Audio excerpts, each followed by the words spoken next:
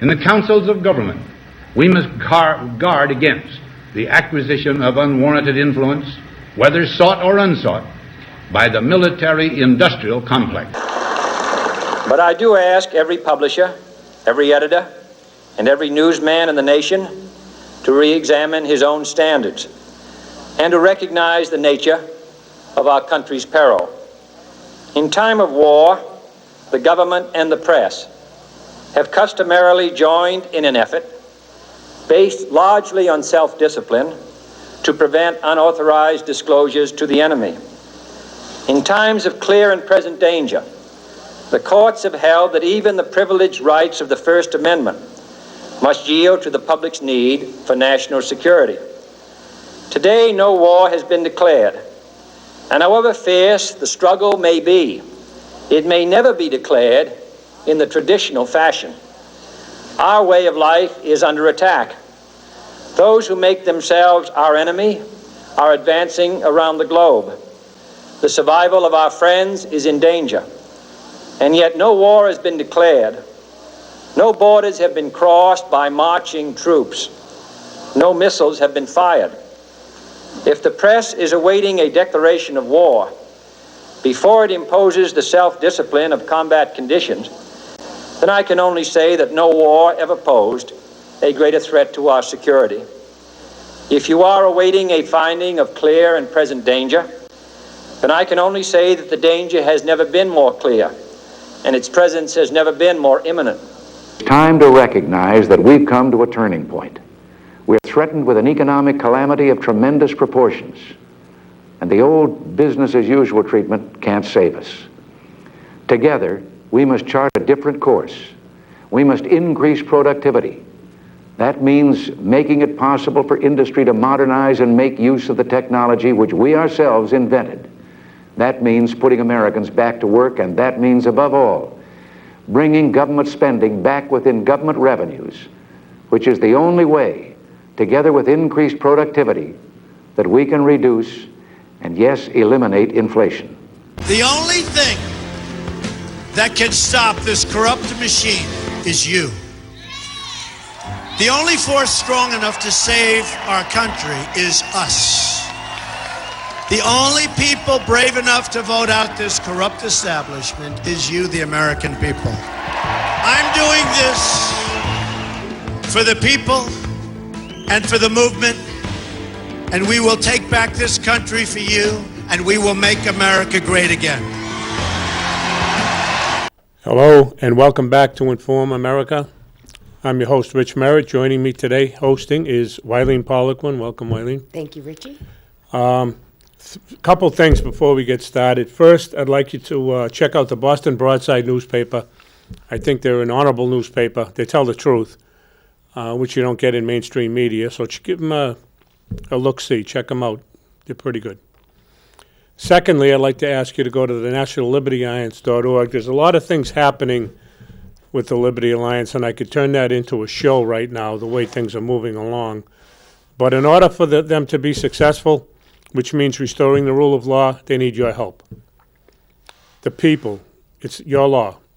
So you get behind them and they'll help you out. Also, you'll learn a lot, and so will your children.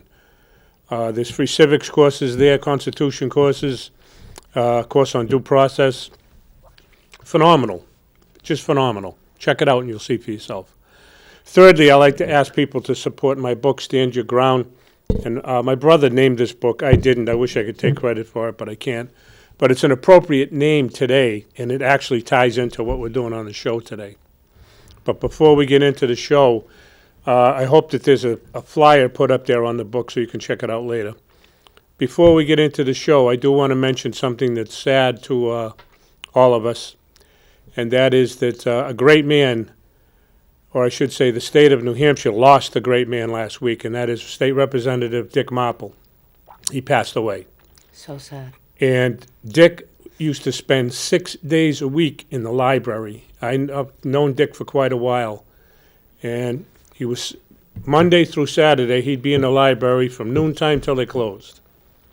Like, that was his gospel. That was his Bible. He was in that library studying the law for the people of New Hampshire. Very dedicated servant. and an extremely knowledgeable man when it came to the law. If there were more people like him, we wouldn't be in the situation we're in today. So I'd like to ask you to keep him in your prayers. You can pray for his soul. He certainly deserves it, and his wife. He most certainly does. He took time on the phone, didn't even know me. I had a dilemma, and I emailed him, and he took time, said, call me. And he That's took, the way he is. Yes, he took literally over an hour and a half of his time on the phone with me to talk to me about my dilemma. And the man didn't know me from a hole in the wall. He Just- didn't need to know you. No, he didn't. He was helpful to people, and Yes, that's he the main was. thing. And I have nothing but love, adoration, and respect for the man. He's Well, definitely, This show today is kind of in Dick's memory because I worked with Dick on a few things over the years, and one of the things that I wanted to say is we are all, it's my contention, that we are all guilty of the situation that America is in today. We consent to too many things. Our ignorance has brought us to the precipice of destruction, in my mind. So we're going to talk about that today. And I'm going to pick on the cops. They're my favorite target because the police are the ones, in my mind, who can turn this country around and put it back on track. And I don't want to preach to the guy that pumps gas or works in the grocery store. I want to deal with the people who can affect changes in America, and that's you guys, the cops. And I'll start off by saying this. We'll put up Article 5, Part 2nd of the Constitution. And you guys, please bear with me because you'll find out why. Article 5, Part 2nd of the Constitution deals with the general court. And basically what it says is that the general court, the legislature, can make orders, laws, statutes, ordinances, directions, and instructions for the well-being and benefit of the state. Now, the state means the government. It doesn't mean the people. If the founders wanted it to mean people, they would have put people. They're two different words, state and people. All right? The first time I read it, my ignorance said, oh, the state, I live in the state. They must mean me. Well, that's not accurate at all. State means government, and the definition should be put up there. It's not up there yet, right? Okay. Anyway, the state meant the government, means the government, excuse me. And if you look under Article 5, you can go to the internet and you can check this out for yourself. Article 5 basically says, and it shall not be repugnant or contrary to the Constitution. That's key. The legislature can't enact anything that's repugnant or contrary to the Constitution. Doesn't matter what it is. If it's repugnant to the Constitution, it's null and void. It means nothing. It's a nullity. So it means nothing. Now, a classic example for this, and I'm going to say it for the police, is if we could have the Second Amendment put up with the Article 2A in the state constitution. I'd appreciate that. Still nothing. I don't think he's in there. Which one? Oh, there he is. Article 2A and the Second Amendment. It's a dual There he is. Okay. attachment. All right, anyway, basically, they say the same thing for the state and the federal. The right of the people to keep and bear arms shall not be infringed. That means they can't do anything. Nothing. Absolutely nothing. To infringe means to move on. You can't move on it at all. Okay? You can look up these words if you don't believe me. The second one on Article 2A, the state Second Amendment, if you want to call it that, the people have the power and authority to protect themselves, their family, their property, and the state. Now, they weren't redundant and said the people, they said the state, which is the government. You already have the right to protect yourself. You're the people. Why am I mentioning this? Well, the permit that you used to have in the state of New Hampshire, you don't need a permit. You never did. The state did it to generate revenue. And when Sununu came along and had that revoked, which he did the right thing, I give the man credit for that. He said, I brought the state into compliance, and I caught a lot of scat for doing it. I was at a meeting with him when he said that. Now, Why do the police enforce that if they find you with a gun and you don't have a permit, which is, by the way, permission? You don't need permission from the government. The Bill of Rights in the Constitution is a bill of prohibition that the people gave to the government and said, don't infringe upon the rights of our people. So the government's supposed to abide by that. And what do? They send the police out, the muscle, to say, well, you have to have a permit. And now they're pulling this red flag laws? Yeah, I think so. Red flag, I guess it is, yeah. And they're going to do gun confiscations. Well, it doesn't say in the law in Article 2A that you can confiscate guns. That's an infringement. So why do you do it? And my question to you, and I'll ask you 2 or 3 times during the course of the day, is this. I pay you, along with a lot of other taxpayers, but I'm one of the people who pay your salary. I don't pay you to break the law. I don't want you being a criminal. So I'm serving notice to you as one taxpayer. Don't break the law. Stop it. If you don't know the law, then you better go find out what it says. And please don't ask an attorney, because they don't know either. They know statutes and codes. They don't know law. So don't ask them, but find out for yourself. Don't break the law. There's enough criminals on the street without you acting like criminals, too. And I'm going to get to this and make it a little bit worse for you. So I want you guys, email me. Come on the show and talk about it, if you think I'm wrong. What do we have? So is this where I ask you, does the oath you took must have meant nothing since you break it every day? Well, that is a question that I'd like to ask the police out there. You take an oath to say, I uphold and defend the state constitution and the federal constitution. Well, if you defend it, and we just showed you the Second Amendment in Article 2A, which says you have the right to do it, why do you continue to violate the rights of the people by saying you need a permit? Or Mary Smith down the street said, you're crazy, you were waving a gun around. What about due process? The law says due process. That doesn't mean anything to you, the law? What Mary Smith says about me is more important? Guys, this is why people get mad at the police. And by the way, this isn't, I'm not throwing you guys under the bus. I respect the police because I used to be one. Okay, I was a correction officer with the State Police Commission in Massachusetts. I know what the job is like. The only difference between me and you is I dealt with all convicted felons inside 4 walls. That's the only difference. But my point is simply this. Are you going to uphold and defend the Constitution, which you're paid to do, or are you going to violate it and throw your oath under, like toilet paper? Doesn't mean anything to you. My contention is this. That's being a criminal. That's being a member of organized crime. If you're going to continue to do that, and I hope this doesn't happen, but someone who knows the law says, wait a minute, why is he abusing me? And they do shoot at you. Whose fault is that? Take some of the blame. I hope it doesn't happen either. I'm not advocating that. I hope nobody shoots anybody.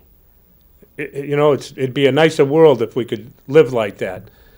But we have to either follow the law or not follow the law. There is a law or there isn't a law.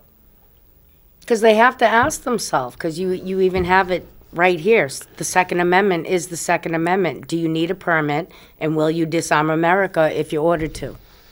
Right, and I've talked to cops, by the way. I was down in Massachusetts, and I spoke to some of them recently, some friends of mine. And their attitude was, well, I got to get a paycheck. If your paycheck is being a criminal, I suggest you go into another line of work. Seriously. I'm serious. I mean, there's people out there that are looking to you for help. Like, Jesus, where can I turn? The courts are corrupt. They tell people, don't bring that Constitution into this courtroom. Well, if I can't bring it into this courtroom, what can I do? Who do I go to for a remedy? The law says I have remedy. I have due process rights. Now, you don't have due process rights. We're going to trash them on you. Let's move to the next one anyway, because I want to get through them all if I can. Supremacy Clause, Article 6, Clause 2. All judges in every state are bound thereby. Yeah, if we can have the supremacy clause up, please. It's up. It is up, I'm sorry. It's very important to know that, and that was a segue I wasn't even aware I was doing, but the courts have an obligation under the Constitution. It says all judges in every state are bound thereby, the United States Constitution. Are they bound by it? How many times have you heard them say the Constitution? Don't bring that in here. How many times do they tell people, you need a driver's license when you don't need a driver's license? And you judges out there, you little weasels, come on here and face me. I didn't go to law school, and I'll shoot you down left and right. You don't need a driver's license unless you're operating a commercial vehicle or you work for the state and drive a state car. You have to be making revenue. Right. You have the right to travel. Travel. That's what it is. You play your word games like with the lawyers' garbage that you do. This and that and the other. No. I have the right to travel, period. If I want to use a spaceship, you're gonna tax me? When they had horses, they weren't taxed. When bicycles came along, they didn't tax them. Ooh, cars. Geez, we can tax the cars. We can tax the gas. We can tax the rubber. We can tax the person inside of it. It's all a word game. It's all a money word game too. Yes, it's all a money game and it's all a word game because it even says on it it's an operator's operator. There's things even on the internet. There's things even on the documents. Well, your name is in all capital letters too, Yep. which is it's the artificial person or the corporation, so they can deal with you. Otherwise, they wouldn't be able to deal with you because you'd be one of the sovereign class of people in the United States of America or the state of New Hampshire, wherever That's you're your from. person. In capital letters, that's your corporation. Yeah. In capital and small, that's your person. But in capitals, that's your corporation. Well, if you look up the definition of person, it says a human being in body and soul. Right. And then if you look down, it'll say in law or in legal terms. I forget exactly which one it is, but it'll give a definition in law. And it'll say an artificial person, comma, corporation. I didn't know it was a corporation, did you? Right. You should. Because that's how they string you along through the system. They got you right where they want you. And when you walk into a courtroom, okay, the judge, little Mr. Coy, hey, you the person named here? And you're going, oh, yeah, that's me. You're not aware of the fact that it's in all capital letters. You're admitting to being the corporation, therefore giving him jurisdiction over you. Believe me, as stupid as you may think this sounds, it isn't. It's how they conduct business. It's how they extract the money from you, and that's all the courts are about. They're a bank. They're a bank. Now, I'm saying this for the benefit of the police because you hear these judges who I used to think were reputable, wearing the black robes, going to law school, and they go into court and they look up your social security number, they figure out how much you're worth. This is the lawyers now, or the prosecutor, and they're sitting there going, he's worth $20,000. We can get $18,000. We'll leave him a couple $1,000s to play with. So they take you to the bank for $18,000 in legal fees and fines and penalties, whatever they hit you with. And you go along with it going, I got out of it. Yeah, you got out of it all right. You just took a hosing. Anyway, we'll move on. One question, though. Sure. When they say, so is this you? Would the appropriate answer be, well, that's my name? No. For me, the appropriate answer is no. That's a piece of paper. If you want to address me, I'm right here. Okay. I'm here. I'm not over there with a piece of paper. I don't know what you're talking about. Simple. See, we get fooled and we try to be polite. Oh, yeah, that's me. And we are trying to be polite. But they're using it against you. So my attitude is, no, is this you here on the paper? No, I'm right here. What are you talking? Right here, yeah. Because, when you're dealing with courts, you don't want to get in any more trouble than you're supposedly already in. The best thing to do and I could be wrong about this, but I'm doing it if I ever go to court, and I could end up in jail. I don't consent to these proceedings. You have no jurisdiction. And I'll say that 50 times, and if they put me in jail, so be it, but that's as far as I'm going. I don't consent, Article 1 of the Constitution, you have no jurisdiction. You're a corporation, not a court of competent jurisdiction. That's all I got to say about it. It aggravates me and it gets me mad because we have no justice in America. We just don't. No. It's the biggest crime family. I don't know how many people say it. We have just us, no justice. Yeah, no justice, just us. Yes. Okay, so next we're on to U.S. Fifth Amendment. Civil forfeiture laws are in direct violation. Repugnance. Yeah, and here's another one for you guys, the police officers out there. The Fifth Amendment of the United States Constitution, applicable all over the United States, and it says all judges in every state are bound thereby, just to remind you. Well, it says, nor shall be deprived of life, liberty, or property without due process. How can you have civil forfeiture laws that take people's property away from them when the law says they're entitled to due process? You, as a cop, are depriving them of it.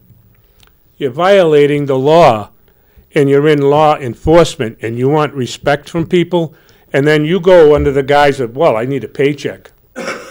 It's my job. It's a lot of our jobs. Let me tell you something, guys. When I was in the prison working, if they gave me what I considered to be unlawful or unreasonable orders, I told them where to go. Because I'm a grown man, number one. Number two, I took an oath. I took an oath. I didn't say, I, the state of Massachusetts, swear. I said, no, I, Richie Merritt, swear. I took the oath to uphold and defend it. No one's going to order me to violate it. I took the oath. And here's another question for you. Can you be fired for being ordered to break the law? I hope not in America. And I hope you guys find the strength to start supporting the people who pay your salary by saying, I'm not going to do that anymore because it's wrong. And if you don't believe that it's wrong, you look it up. You know how to read. You know how to comprehend. You're an intelligent guy, man or woman out there. Find out for yourself. I'm not expecting you to believe what I say. I want to develop some credibility with you, but go find out for yourself. Then come back and tell me I'm wrong. Anyone's welcome to come on the show and challenge me. Right. Anyone. I'll take Mr. Barr, the Attorney General, United States Attorney General, because he wasn't taught properly about common law. The Bar, B-A-R, didn't teach him that intentionally. Right. Anyway, we'll move on from there. Okay. I'm not sure where we're at. We're at. I am asking the people in the police not to consent to unlawful statutes brought about by the state legislature or Congress. Yeah, I just wanted to reiterate that. But, you know, it's time for us in America, all of us, the people. I'm not going to include the judges and the lawyers because I think they're not beyond reproach. I think they're beyond talking to. They're making the attorneys are making $342 an hour on average across this country. They don't give a damn about you and me. They're just stuffing money in their pockets at our expense, and it's got to stop. The way it's going to stop, and by the way, I mean, I know people are out there murdering and raping and robbing and doing all this stuff, and you guys got a tough job. I'm not saying that. But for the laws that you're breaking, okay, enforcing those laws, those crimes, stop it. Stop it. And look it up and see for yourself. Stop asking attorneys. Learn the actual laws. If you For want to yourself. actually enforce truth, justice, you know, what you're actually supposed to be doing, learn the actual laws. If you want to serve truth and justice, then do it. Well, I'll give Do it. here's a classic example. And this isn't a law, by the way. No, it is a law. It's not a crime is what I meant to say. Next year, the census is coming out. And I did this 10 years ago, just so you know. The census, in the Constitution of the United States, it says Congress has the right to enumerate the masses. Period. That means count the people. So when I got my census, it said, how many people living in your home? I put 4, 10 years ago, and I mailed it back to them. That's the only thing that was on the 16-page questionnaire. 4 people live in my house. That's all. They came to my house and said, hey, you got to fill this out. He goes, really? Says who? I actually had to threaten the woman to get away from my house or I'd sick the dog on her. Okay? Because she said I have to fill out the form for the government. The government can go to hell. You got the right to know how many people live in my house. I will put that down, but because by law I have to. And I'll put it down. I put down the number 4, told her to get on her way. I don't care what you want. It's what I want that's important. See, because the people make the law. I'm asking everybody, don't consent to the garbage. And Wylene, I'll ask you if you'd finish up on that, please. The editorial. We are all aiding in the demise of a once great nation. Our collective ignorance will do us in if we fail to realize it. We all must learn the law even if it has been stolen from us. We won't know that it was stolen if we fail to learn what it says. I believe the police are pivotal in achieving our goal of keeping our freedoms and liberties. If America falters, there will never be liberty in your life, your children's life, and possibly your grandchildren's life. It is up to us to make a difference in the future. People with money don't know what is best for you. You know what is best for you. Act accordingly and follow the law as it is written. Thank you. Very well said. And I think that's exactly the point of this thing. What does the law say? And my final question to the law enforcement community and to America is, if the Constitution of the United States and the Constitution of your state don't exist, what is the law? Because I don't know. And if there is no law, can the corporation known as the United States Incorporated make laws? I say no. Corporations don't make laws. The people make laws. That's my final word to the police, but I'd like to ask others listening here. And by the way, like I said, this is an open invitation. My email address is there. Write me if you want to come on the show. You can do it anonymously if you'd like, but you can come on the show. I believe in giving people equal time. You can yell and scream at me for a while, and I'll try to be quiet. Share this on Facebook. I'm sorry. Subscribe to us on YouTube, and I'll ask you to please share this. It's important that we start understanding the law and asking ourselves, where are we? Are we for the rule of law in America? Common law, land jurisdiction? Or are we just going to throw it all away? Because if you think we're wrong, we challenge you. Seriously, we challenge you to bring it up. All right, thank you for watching. We'll see you next week. Thank you, Wylene.